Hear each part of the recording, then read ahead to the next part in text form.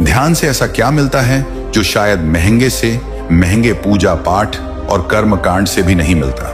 और हम सुनेंगे उस साधु की कहानी जिसने 20 साल तक कठोर पूजा की लेकिन फिर भी शांति नहीं पाई, और उसे वह शांति कैसे मिली।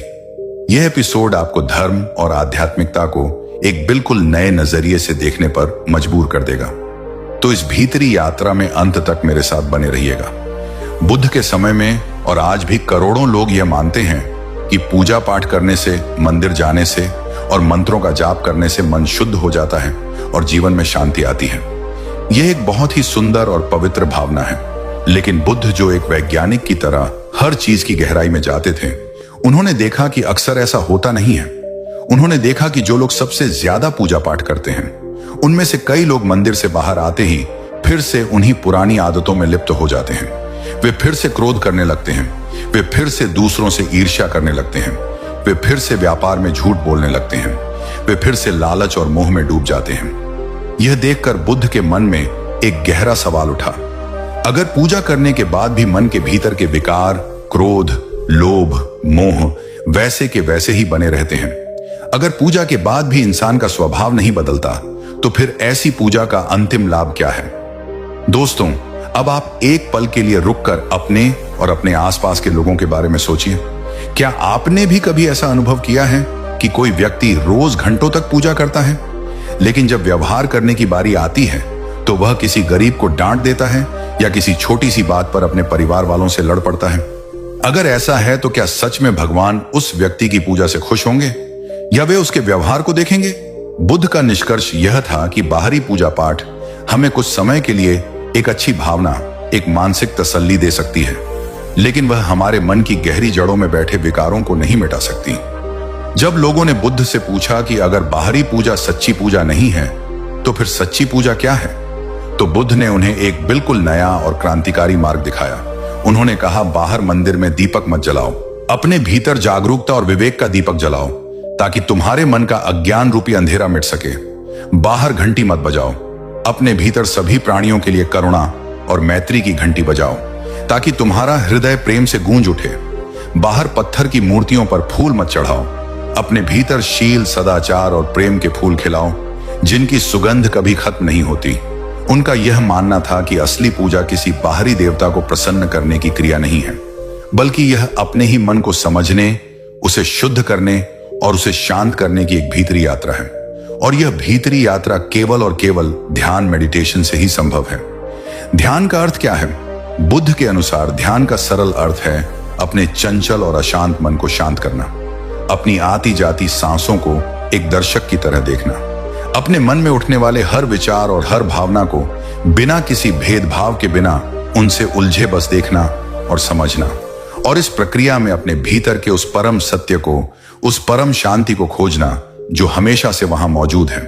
यह धर्म का एक बिल्कुल नया आयाम था जो किसी बाहरी सहारे पर नहीं बल्कि व्यक्ति की अपनी आंतरिक क्षमता पर निर्भर था। बुद्ध ने पूजा और ध्यान के बीच के अंतर को समझाने के लिए अपने शिष्यों को एक बहुत ही सरल उदाहरण दिया। उन्होंने कहा, मान लो एक आदमी है जो हर रोज सुबह नदी पर जाता है, 100 बार डुबकी लगाता है और 1000 बार किसी देवता का मंत्र पढ़ता है। उसे लगता है कि ऐसा करने से उसके सारे पाप धुल जाएंगे, लेकिन जैसे ही वह घर लौटता है उसके मन में फिर से वही क्रोध, वही द्वेष और वही लोभ भरा होता है। वो बाहर आकर लोगों से कठोर वचन बोलता है और अपने व्यापार में बेईमानी करता है। और दूसरी तरफ एक और आदमी है जो कभी किसी मंदिर नहीं जाता, कोई मंत्र नहीं पढ़ता। वो बस हर रोज कुछ समय के लिए शांति से एक पेड़ के नीचे बैठता है, अपनी सांस पर ध्यान करता है, अपने मन को शांत करता है और यह संकल्प लेता है कि आज वो किसी भी प्राणी को अपने मन, वचन या कर्म से दुख नहीं पहुंचाएगा, और वो दिन भर दूसरों के साथ प्रेम और करुणा से पेश आता है। अब तुम बताओ, इन दोनों में से असली पूजा किसने की? कौन धर्म के ज्यादा करीब है? सारे शिष्य चुप हो गए क्योंकि उत्तर शीशे की तरह साफ था। तब बुद्ध ने स्वयं उत्तर दिया, जिस व्यक्ति ने ध्यान किया और अपने आचरण को शुद्ध किया, उसने ही असली और सच्ची पूजा की है। क्योंकि धर्म का उद्देश्य बाहरी शरीर को नहलाना नहीं बल्कि भीतरी मन को धोना है, और मन को धोने का एकमात्र साधन ध्यान और जागरूकता ही है। एक बार की बात है, एक साधु बुद्ध के पास आया वो बहुत दूर से कई महीनों की यात्रा करके पहुंचा था। उसकी उम्र ढल चुकी थी और उसके चेहरे पर शांति की जगह एक गहरी निराशा और थकान थी। उसने बुद्ध के चरणों में प्रणाम किया और रोते हुए बोला, तथागत, मैंने अपना पूरा जीवन धर्म के मार्ग पर लगा दिया। जब मैं 20 साल का था तब से मैंने पूजा पाठ, कठोर व्रत और यज्ञ वन करना शुरू कर दिया था। मैंने हर बड़े तीर्थ की यात्रा की, हर पवित्र नदी में स्नान किया और लाखों मंत्रों का जाप किया। मैंने यह सब इसलिए किया क्योंकि मुझे बताया गया था कि इससे मन को शांति मिलेगी, इससे भगवान मिलेंगे। लेकिन आज मैं 60 साल का हो गया हूं और मुझे कहना पड़ रहा है कि मुझे ना तो शांति मिली और ना ही मुझे भगवान का कोई अनुभव हुआ। मेरा मन आज भी उतना ही अशांत है जितना 40 साल पहले था। भगवान, मुझसे कहां गलती हुई? यह सुनकर बुद्ध के हृदय में उस साधु के प्रति असीम करुणा भर आई। वे मुस्कुराए और बहुत ही प्रेम से बोले, हे साधु, तुमने कोई गलती नहीं की। तुमने बहुत परिश्रम किया, लेकिन तुम्हारी दिशा गलत थी। तुम 40 साल तक बाहर खोजते रहे, लेकिन तुमने एक पल के लिए भी अपने भीतर झांकने की कोशिश नहीं की। भगवान किसी बाहरी मंदिर में, किसी मूर्ति में या किसी तीर्थ स्थान में नहीं रहते। भगवान, या जिसे मैं परम सत्य कहता हूं, वो तो तुम्हारे अपने भीतर की गहरी शांति में, तुम्हारी अपनी जागरूकता में ही मौजूद है। बुद्ध ने आगे समझाया, तुमने बाहर हजारों दीपक जलाए, लेकिन तुमने अपने मन के भीतर बैठे अज्ञान के अंधेरे को मिटाने का प्रयास नहीं किया। तुमने लाखों मंत्र पढ़े, लेकिन तुमने अपने मन में उठने वाले क्रोध और द्वेष के विचारों को हटाने का प्रयास नहीं किया। तुमने मूर्तियों पर अनगिनत फूल चढ़ाए, लेकिन तुमने अपने भीतर प्रेम और करुणा का एक भी फूल खिलाने का प्रयास नहीं किया। जाओ, अब इन सब बाहरी क्रियाओं को छोड़ दो। बस यहीं इस पेड़ के नीचे शांति से बैठो और अपनी आती जाती सांस को देखो। कुछ और मत करो। वही तुम्हें वह सच्चा भगवान मिलेगा जिसे तुम 40 साल से बाहर खोज रहे हो। उस साधु ने बुद्ध की बात मानी। उसने जीवन में पहली बार बिना किसी मंत्र, बिना किसी पूजा के बस शांति से बैठकर ध्यान किया। और कहते हैं, कुछ ही पलों के ध्यान में उसके चेहरे पर वह सच्ची शांति और वह आनंद उतर आया जो उसे 40 साल के कठोर कर्मकांड से भी नहीं मिला था। दोस्तों, क्या आप इस कहानी की गहराई को समझ रहे हैं? 20 साल की बाहरी पूजा से जो शांति नहीं मिली, वो कुछ ही पलों के भीतरी ध्यान से मिल गई। यही ध्यान की शक्ति है। बुद्ध ने ध्यान को असली पूजा क्यों कहा? क्योंकि ध्यान कोई कल्पना नहीं है, यह एक प्रत्यक्ष अनुभव है। जब आप नियमित रूप से ध्यान करते हैं तो आपके भीतर वास्तविक परिवर्तन घटित होते हैं। मन शांत होता है, विचारों का तूफान धीरे धीरे थमने लगता है और मन एक शांत झील की तरह हो जाता है। नकारात्मक भावनाएं कम होती हैं। गुस्सा, ईर्ष्या, भय और लालच जैसी भावनाएं धीरे धीरे अपनी पकड़ खोने लगती हैं। जागरूकता बढ़ती है। आप अपने विचारों और भावनाओं के प्रति ज्यादा सचेत हो जाते हैं और उनके गुलाम नहीं बनते। करुणा स्वतः प्रकट होती है। जब आपका अपना मन शांत और सुखी हो जाता है तो आपके भीतर से सभी प्राणियों के लिए स्वाभाविक रूप से प्रेम और करुणा का भाव प्रकट होने लगता है। और जब मन पूरी तरह से शांत, शुद्ध और करुणा से भर जाता है तो इंसान को यह गहरा बोध होता है कि जिसे वह भगवान के रूप में बाहर खोज रहा था, वो शांति, वो आनंद, वो दिव्यता तो उसके अपने ही भीतर मौजूद है। बुद्ध ने एक दिन अपने शिष्यों को एक और सुंदर उदाहरण दिया। उन्होंने कहा, मान लो तुम किसी मंदिर में जाकर 100 दीपक जला दो और पूरे मंदिर को रोशनी से भर दो, लेकिन अगर तुम्हारे अपने हृदय के भीतर, तुम्हारे अपने मन के भीतर अज्ञान और नफरत का घना अंधेरा है, तो क्या तुम्हारा जीवन सचमुच रोशन हो जाएगा? शिष्य बोले, नहीं भगवान। बुद्ध ने कहा, ठीक वैसे ही तुम चाहे कितने भी बाहरी पूजा पाठ करते रहो, लेकिन अगर तुम्हारा भीतरी मन द्वेष, मोह और अशांति से भरा है तो तुम्हारा जीवन कभी भी रोशन नहीं हो सकता। असली दीपक ध्यान का है जो भीतर जलता है। असली पूजा ध्यान की है जो भीतर होती है। और असली मंदिर तुम्हारा अपना मन है जिसे तुम्हें शुद्ध और शांत बनाना है। दोस्तों, अब मैं यह सवाल आपसे पूछना चाहता हूं। आप शायद हर रोज पूजा करते हैं, भगवान को फूल चढ़ाते हैं, मंदिर जाते हैं। यह बहुत अच्छी बात है, यह आपकी श्रद्धा है। लेकिन क्या आपने कभी खुद को थोड़ा सा समय दिया है? क्या आपने कभी शांति से बैठकर सिर्फ अपनी सांस को आते जाते हुए देखा है? क्या आपने कभी अपने मन के भीतर चल रहे शोर को शांत करने की कोई सच्ची कोशिश की है? बुद्ध हमसे यही कहते थे। जो व्यक्ति भगवान को सिर्फ बाहर की मूर्तियों में ढूंढता है वह अंत में खाली हाथ ही लौटता है, लेकिन जो व्यक्ति अपने भीतर ध्यान की डुबकी लगाता है उसे वह परम सत्य, वो भगवान अपने भीतर ही मिल जाता है। तो दोस्तों, इस कहानी के दूसरे और सबसे महत्वपूर्ण एपिसोड में हमने जाना कि पूजा और ध्यान में क्या गहरा अंतर है। क्यों बुद्ध ने कहा कि बाहरी क्रियाओं से मन नहीं बदलता, इसलिए ध्यान ही असली और सच्ची पूजा है। उस साधु की कहानी जिसने 20 साल की कठोर पूजा से भी वो शांति नहीं पाई, जो उसे कुछ ही पलों के ध्यान से मिल गई, और कैसे ध्यान का एक छोटा सा दीपक भी हमारे भीतर के घने अंधेरे को मिटा सकता है। बुद्ध का यह तीसरा संदेश बहुत ही स्पष्ट और सीधा था। बाहर भटकना बंद करो, भीतर लौटो। ध्यान ही असली पूजा है। लेकिन अब सबसे बड़ा और सबसे महत्वपूर्ण सवाल यह उठता है कि आज के इस 21वीं सदी के आधुनिक युग में, जब हर गली में मंदिर, मस्जिद, गुरुद्वारे और चर्च बने हुए हैं, जब विज्ञान और तकनीक अपने चरम पर है, तो बुद्ध का यह 2500 साल पुराना संदेश हमारे लिए, आपके और मेरे लिए कितना जरूरी है? क्या यह आज भी उतना ही प्रासंगिक है? इस कहानी के तीसरे और अंतिम एपिसोड में हम इसी सवाल का जवाब खोजेंगे। आज हम जानेंगे आधुनिक जीवन में पूजा पाठ और कर्मकांड की असली भूमिका क्या रह गई है।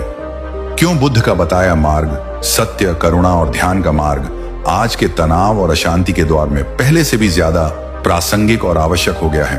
और अगर हम आज अपने इस जीवन में करुणा और ध्यान को अपना लें, तो हमारी अपनी जिंदगी और यह पूरी दुनिया कैसे चमत्कारिक रूप से बदल सकती है।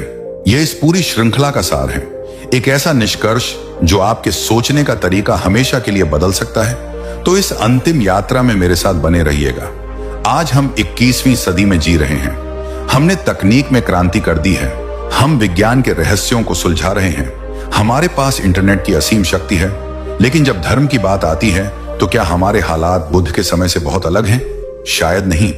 आज भी धर्म का मतलब बहुत से लोगों के लिए बाहरी कर्मकांड ही है। लोग आज भी मंदिरों में घंटों लंबी लंबी कतारों में खड़े रहते हैं, सिर्फ एक पल की वीआईपी झांकी के लिए। कोई अपनी मनोकामना पूरी करने के लिए लाखों रुपए की विशेष आरती और पूजा कराता है। कोई भगवान को सोने चांदी के मुकुट और कीमती वस्त्र चढ़ाता है, इस उम्मीद में कि भगवान प्रसन्न होंगे। बड़े बड़े धार्मिक आयोजन होते हैं जिनमें भक्ति से ज्यादा दिखावा और प्रतिस्पर्धा होती है। लेकिन उसी भव्य मंदिर के बाहर, उसी शहर की सड़कों पर कोई गरीब, कोई बच्चा भूखा सो जाता है। किसी गरीब की होनहार बच्ची अपनी स्कूल की फीस ना भर पाने के कारण पढ़ नहीं पाती। किसी बीमार और लाचार व्यक्ति को इलाज के लिए दवा नहीं मिलती। दोस्तों, एक बार फिर वही सवाल जो बुद्ध ने 2500 साल पहले पूछा था, आज भी उतना ही जरूरी है। क्या वो भगवान जिसे हम सर्वज्ञ और परमपिता कहते हैं, उसे सचमुच सोने चांदी के मुकुट की जरूरत है, या फिर उसे इस बात की ज्यादा चिंता होगी कि उसकी बनाई हुई दुनिया में कोई बच्चा भूखा ना सोए? यही वो हिपोक्रेसी, यही वो पाखंड है जिस पर बुद्ध ने चोट की थी, और यह पाखंड आज भी हमारे समाज में उतना ही जीवित है। अगर बुद्ध आज हमारे बीच होते, तो शायद वे हमें यही कहते। उन्होंने कहा था, बड़े बड़े मंदिर और मठ मत बनाओ, बल्कि हर इंसान के दिल को एक चलता फिरता मंदिर बनाओ, जहां करुणा और प्रेम का वास हो। किसी पत्थर की मूर्ति को मत पूजो, बल्कि अपने भीतर की सोई हुई दिव्यता को, अपनी करुणा और विवेक को पूजो। बाहर हजारों दीपक मत जलाओ, बल्कि अपने भीतर के अज्ञान, क्रोध और नफरत के अंधेरे को मिटाओ। आज अगर हम बुद्ध के इस एक संदेश को ही अपने जीवन में उतार लें, तो हमारे समाज की आधी से ज्यादा समस्याएं अपने आप खत्म हो जाएं। जरा कल्पना कीजिए, अगर हर इंसान जो धार्मिक आयोजनों और चढ़ावे पर लाखों रुपए खर्च करता है, उसका सिर्फ एक छोटा सा हिस्सा भी किसी भूखे को खाना खिलाने में लगा दे, किसी गरीब बच्चे की शिक्षा का खर्च उठा ले, या किसी बीमार के इलाज में मदद कर दे, तो क्या यह धरती सचमुच एक स्वर्ग जैसी नहीं बन जाएगी? क्या यही सच्ची पूजा नहीं होगी? बुद्ध का मार्ग इसलिए आज भी प्रासंगिक है, क्योंकि यह किसी बाहरी ईश्वर या परंपरा पर नहीं, बल्कि इंसान के अपने आंतरिक रूपांतरण, इनर ट्रांसफॉर्मेशन पर आधारित है। और इंसान की भीतरी समस्याएं, क्रोध, भय, लालच, ईर्ष्या आज भी वही है जो 2500 साल पहले थी। इसलिए उनका समाधान भी आज वही है। यह सिर्फ एक कल्पना नहीं है, ऐसा सच में हो रहा है। कुछ साल पहले की बात है, भारत के एक गांव में हर साल एक बहुत ही भव्य मेला और पूजा का आयोजन होता था, जिसमें लाखों रुपए खर्च होते थे। गांव के लोगों की गहरी आस्था थी कि इसी पूजा की वजह से उनके गांव में समृद्धि है, लेकिन उसी गांव के सरकारी स्कूल की इमारत पूरी तरह से टूटी फूटी और जर्जर थी। बच्चे चिलचिलाती धूप और बारिश में खुले मैदान में पढ़ने को मजबूर थे। बरसात के दिनों में तो अक्सर पढ़ाई बंद ही हो जाती थी। एक दिन गांव में एक युवा शिक्षक आया। उसने गांव वालों से एक बहुत ही सरल सवाल पूछा। हम हर साल लाखों रुपए उस देवता को खुश करने के लिए खर्च करते हैं जिसे हम देख नहीं सकते, लेकिन इन बच्चों के रूप में जो जीवित देवता हमारे सामने हैं, हम उनके भविष्य के लिए कुछ क्यों नहीं करते? क्या भगवान, जिन्हें हम विद्या का सागर कहते हैं, इस बात से ज्यादा खुश नहीं होंगे कि हम उनके बच्चों के लिए एक अच्छा सा विद्या का मंदिर, एक स्कूल बना दें? शुरुआत में लोगों ने विरोध किया। उन्हें परंपरा टूटने का डर था, लेकिन धीरे धीरे उस युवक की बात गांव वालों के दिल में उतर गई। अगले साल गांव का मेला बहुत ही सादे तरीके से मनाया गया और बचे हुए सारे पैसे से गांव के लिए एक नया, सुंदर और मजबूत स्कूल बनाया गया। आज उस गांव के बच्चे पढ़ लिख कर डॉक्टर, इंजीनियर और शिक्षक बन रहे हैं और पूरे गांव को गरीबी से बाहर निकाल रहे हैं। और आज उस गांव के लोग कहते हैं, ये स्कूल ही हमारा असली मंदिर है और इन बच्चों की मुस्कान ही हमारी असली पूजा है। दोस्तों, सोचिए, क्या यह वही संदेश नहीं है जो भगवान बुद्ध ने हमें हजारों साल पहले दिया था? कर्मकांड नहीं, करुणा से भरा कर्म ही सच्ची पूजा है। आज का इंसान धार्मिक होने के लिए पूजा पाठ और मंदिरों में जाने के लिए तो समय निकाल लेता है, लेकिन अपने खुद के लिए, अपने मन की शांति के लिए 10 मिनट भी शांति से बैठने और ध्यान करने का समय नहीं निकाल पाता। वह सुबह मंदिर जाता है, आरती करता है, भगवान से शांति की प्रार्थना करता है, लेकिन जैसे ही ऑफिस पहुंचता है, उसका तनाव, उसका गुस्सा और उसकी ईर्ष्या फिर से शुरू हो जाती है। बुद्ध ने यही तो कहा था, सिर्फ बाहरी मंत्र जपने से तुम्हारा भीतरी शोर शांत नहीं होगा। मन तभी शांत होगा जब तुम मौन होकर अपने भीतर उतरकर अपने विचारों और अपनी सांसों को देखना सीखोगे, और इसी प्रक्रिया का नाम ध्यान है। आज के इस तनाव, डिप्रेशन और एंजाइटी के दौर में ध्यान की जरूरत पहले से कहीं ज्यादा है, क्योंकि हमारा मन सूचनाओं के बोझ तले दबा हुआ है। हमारे रिश्ते डिजिटल हो गए हैं और हम भीतर से अकेले होते जा रहे हैं। सफलता का दबाव और भविष्य की चिंता हमें हर पल खाई जा रही है। ध्यान ही वह एकमात्र चाबी है जो इस बाहरी शोर से हटाकर हमें हमारे भीतरी शांति के केंद्र से जोड़ सकती है। बुद्ध का दूसरा और सबसे महत्वपूर्ण संदेश था करुणा। आज हम देखते हैं कि लोग धर्म के नाम पर एक दूसरे को बांट रहे हैं, एक दूसरे से नफरत कर रहे हैं। ये मेरा धर्म है और वो तुम्हारा धर्म, मेरा भगवान महान है और तुम्हारा भगवान नहीं। लेकिन बुद्ध ने इन सभी बाहरी पहचानों को नकार दिया था। उन्होंने कहा था, धर्म का मतलब कोई लेबल या कोई पहचान नहीं है। धर्म का केवल एक ही मतलब है, करुणा। अगर तुम्हारे भीतर सभी प्राणियों के लिए बिना किसी भेदभाव के करुणा का भाव नहीं है, तो तुम चाहे कुछ भी मानो, तुम धार्मिक नहीं हो। आज के इस बिखरे हुए और नफरत से भरे हुए समय में करुणा का मतलब है किसी भूखे को उसकी जाति या धर्म पूछे बिना खाना देना, किसी गरीब और जरूरतमंद के बिना किसी स्वार्थ के मदद करना, किसी दुखी और निराश व्यक्ति को हिम्मत और सहारा देना, इस धरती के जानवरों और प्रकृति की रक्षा करना, क्योंकि वे भी उतने ही महत्वपूर्ण हैं जितने हम। दोस्तों, एक पल के लिए सोचिए, अगर इस दुनिया का हर इंसान, हर धर्म, हर देश सिर्फ एक ही धर्म को अपना लेकर का धर्म, तो क्या इस दुनिया में किसी भी तरह की हिंसा, किसी युद्ध और किसी नफरत के लिए कोई जगह बचेगी? बुद्ध ने कहा था, असली यज्ञ बाहर अग्नि में घी और अन्न डालना नहीं है। असली यज्ञ है अपने मन के भीतर जल रही बुराइयों की आग को अपने विवेक और ध्यान से जलाना। आज हमारे भीतर कौन सी बुराइयां हैं जिन्हें हमें इस यज्ञ में जलाना है? क्रोध की आग जो हमारे रिश्तों को जलाती है, ईर्ष्या की आग जो हमारी शांति को जलाती है, लालच की आग जो हमारे संतोष को जलाती है, अहंकार की आग जो हमें सीखने से रोकती है। अगर हम हर रोज थोड़ा थोड़ा करके इन भीतरी बुराइयों को जलाने का प्रयास करें, तो यही हमारे जीवन का सबसे बड़ा और सबसे पवित्र यज्ञ होगा। दोस्तों, अब आप खुद अपने हृदय से पूछिए, क्या भगवान को मंदिर की एक सोने की घंटी ज्यादा पसंद आएगी या किसी भूखे बच्चे के पेट भरने के बाद की मुस्कान? क्या भगवान को एक महंगा नारियल ज्यादा पसंद आएगा या किसी गरीब को दी गई एक गर्म रोटी? क्या भगवान को हजारों फूल ज्यादा पसंद आएंगे या किसी दुखी और निराश व्यक्ति को दिया गया सहारा? आप नीचे कमेंट में जरूर बताइए। इस पूरी सीरीज को देखने के बाद आपके हिसाब से असली पूजा, असली धर्म क्या है? तो दोस्तों, इस कहानी के चौथे और अंतिम एपिसोड में और इस पूरी श्रृंखला में हमने देखा कि आज के इस आधुनिक समय में भी पूजा पाठ और कर्मकांड कैसे अक्सर दिखावे और अंधविश्वास में बदल जाते हैं। क्यों बुद्ध का तर्क, करुणा और ध्यान पर आधारित संदेश आज भी उतना ही बल्कि पहले से कहीं ज्यादा जरूरी और प्रासंगिक है।